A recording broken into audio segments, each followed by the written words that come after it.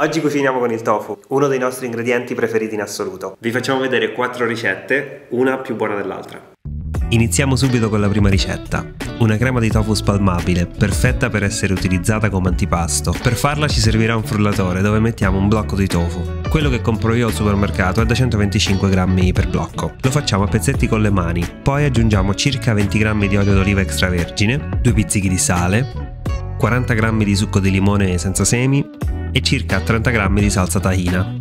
Un consiglio sulla salsa tahina: sceglietene una fatta con 100% di semi di sesamo decorticati e tostati. Dovrebbe avere il colore e la consistenza che vedete qui. Frulliamo bene fino a che la crema di tofu è liscissima.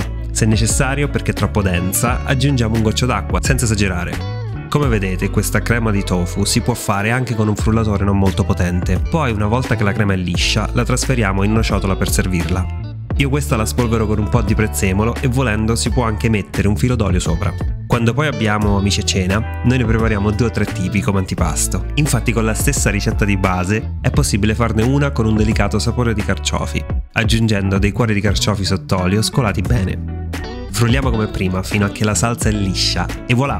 Questa sul pane bruscato, strofinato con l'aglio, è la mia preferita in assoluto e se siete amanti dei carciofi dovete provarla. Louise invece va matta per quella alle melanzane. Per farla basta seguire lo stesso procedimento di prima, ovvero mettere tutti gli ingredienti in un frullatore e poi aggiungere la polpa di mezza melanzana fatta arrostire in forno a 190 gradi per circa 20 minuti. Per togliere la polpa dalla melanzana basta usare un cucchiaio, verrà via facilmente.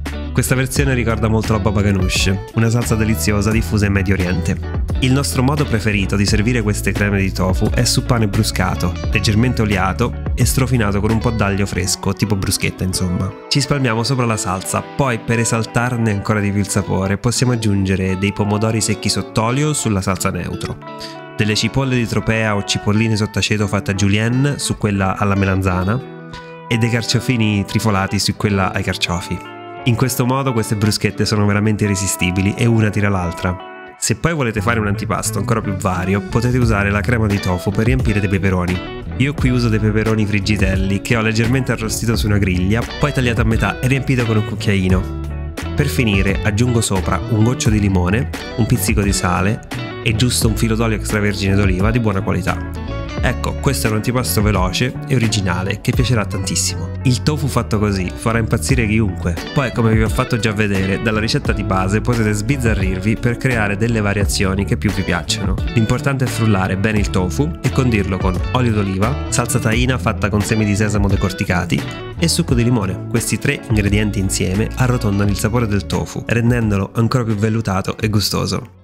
Bene, continuiamo con la seconda ricetta, delle fettine di tofu alla pizzaiola, ottime come secondo piatto veloce, leggero e nutriente. Iniziamo preparando la salsa alla pizzaiola. In una padella antiaderente e a fuoco medio scaldiamo 2 cucchiai di olio d'oliva con 2 spicchi d'aglio schiacciato. Quando l'aglio sprigiona il suo aroma, aggiungiamo circa 300 g di passata di pomodoro, 2 pizzichi di sale, un giro di pepe e un cucchiaio di origano. Diamo una mescolata e facciamo cuocere a fuoco medio-basso per circa 10 minuti, girando ogni tanto per non far attaccare il sugo. Se la salsa si asciuga troppo, possiamo anche aggiungere un goccio d'acqua per allungarla un po'. Mentre la salsa cuoce, tagliamo il tofu a fettine. Per 3 porzioni utilizzo 2 blocchi di tofu, che sono 250 g in totale. Lo tagliamo a fettine sottili di circa mezzo centimetro l'una. Con 2 blocchi di tofu ci escono circa 8-9 fette in totale.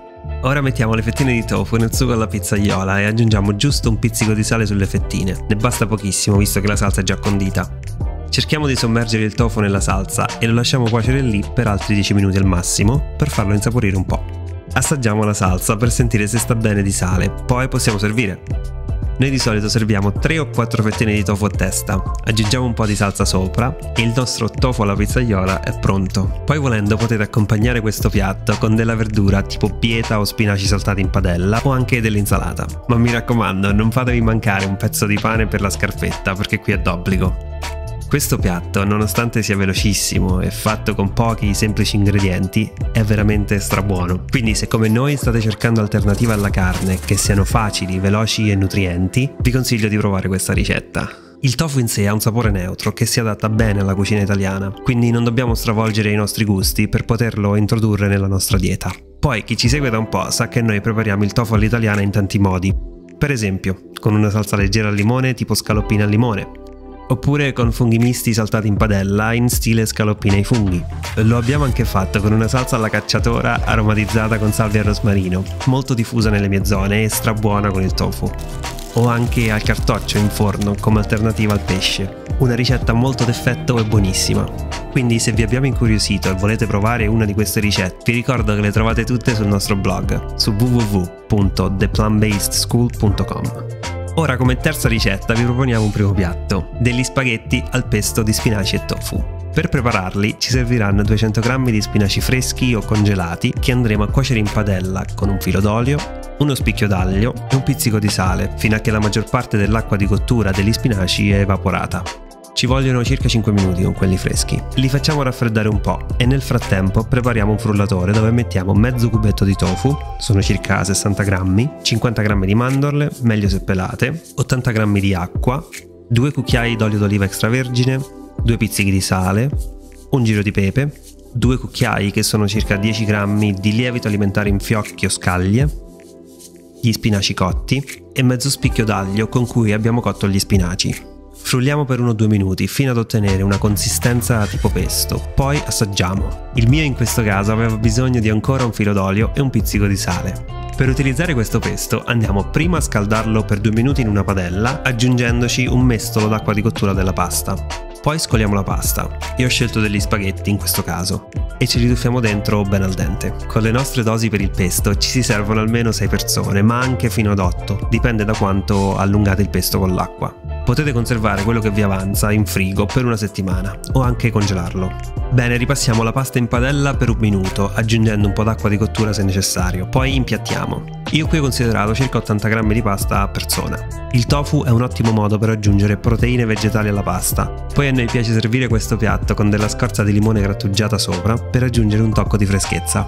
Anche questa ricetta è sana e nutriente e si prepara velocemente, giusto il tempo di far bollire l'acqua e cuocere la pasta. E se preferite potete scegliere una verdura diversa per fare il pesto, come basilico, pomodorini secchi o anche rucola o zucchine. Ora proseguiamo con la prossima e ultima ricetta di questo video.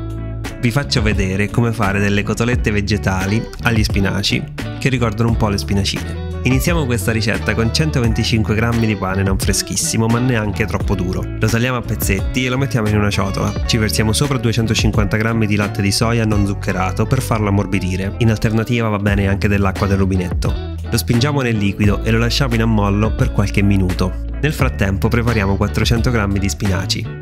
Li cuociamo in padella per qualche minuto fino a che perdono la loro acqua di cottura, poi li facciamo raffreddare un attimo. Adesso prendiamo un robot da cucina o un frullatore e ci mettiamo dentro un cubetto di tofu fatto a pezzi, circa 125 g, gli spinaci che abbiamo cotto prima, 50 g di pangrattato, mezzo spicchio d'aglio fatto a fettine, in questo modo si incorporerà meglio agli altri ingredienti, 2 o 3 cucchiai di lievito alimentare in scaglie o in fiocchi per dare il sapore di formaggio, una grattugiata di noce moscata se vi ci piace, e 3 o 4 cucchiai di olio extravergine di oliva. Qui decidete un po' voi se volete fare le cotolette più o meno caloriche. Mettiamo anche il pane che avevamo messo in ammollo, strizzandolo bene. Non vogliamo aggiungere troppo liquido nel composto delle cotolette, altrimenti poi facciamo fatica a dargli la forma. Infine condiamo il tutto con 2 o 3 pizzichi di sale e 2 giri di pepe. Frulliamo questi ingredienti per 2 minuti, fermandoci un paio di volte per far scendere il composto dai lati del frullatore e per assaggiare il regolare di sale. Alla fine avremo un composto più o meno così, pronto per essere trasformato in cotolette, ma volendo anche in nuggets, hamburger o polpette che si possono friggere o, come facciamo qui noi, cuocere al forno. Quindi come prossimo passo scaldiamo il forno a 180 gradi e rivestiamo una teglia con carta da forno. Prepariamo 2 contenitori per la panatura. Io uso 2 teglie da forno, in una mettiamo circa 200 g di pangrattato, un pizzico di sale, un giro di pepe e un po' di erbe per arrosti tipo salvia, rosmarino e timo. Nell'altra mettiamo del latte di soia o di avena non zuccherato. Poi ci uniamo un po' le mani e prendiamo circa 2 cucchiai di composto. Adesso diamo forma alla cotoletta. Io la faccio abbastanza sottile, tipo spinacina appunto, ma qui siete liberi di fare come più vi piace. Poi, tenendo sempre la cotoletta in mano, la spennelliamo con il latte di soia, che sia non zuccherato, mi raccomando. È meglio spennellarla perché intingendola potrebbe rompersi. Poi la capovolgiamo nel pangrattato e spennelliamo l'altro lato con il latte di soia. Ora la ricopriamo con il pangrattato e facciamo un po' di pressione con le mani per farla attaccare bene, ma senza spingere troppo, visto che le cotolette sono molto morbide. La mettiamo sulla teglia con la carta da forno e ripetiamo questo procedimento fino a che finiamo il composto di tofu e spinaci. Io con queste dosi riesco a farci 6 cotolette e servo una cotoletta ricetta per persona, ma anche qui potete scegliere se farle più grandi o più piccole in base ai vostri gusti. Poi facendo questa ricetta più volte abbiamo notato che certe volte il composto può risultare leggermente più umido, a seconda del tipo di tofu utilizzato e da quanta acqua rimane negli spinaci. Il risultato alla fine comunque non cambia. Bene, le cotolette di tofu e spinaci sono pronte per essere infornate. Le cuociamo a 180 gradi per 20 minuti, poi le giriamo e le cuociamo per altri 5 minuti. Come detto prima si possono anche friggere, ma in questo caso vi consiglio di farle leggermente più spesse e più piccoline per non farle rompere durante la frittura.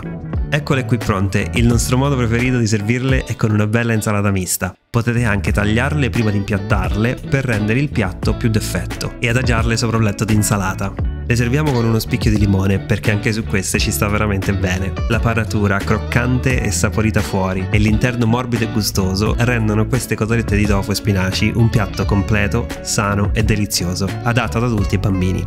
Sono diventate subito una delle nostre cene preferite.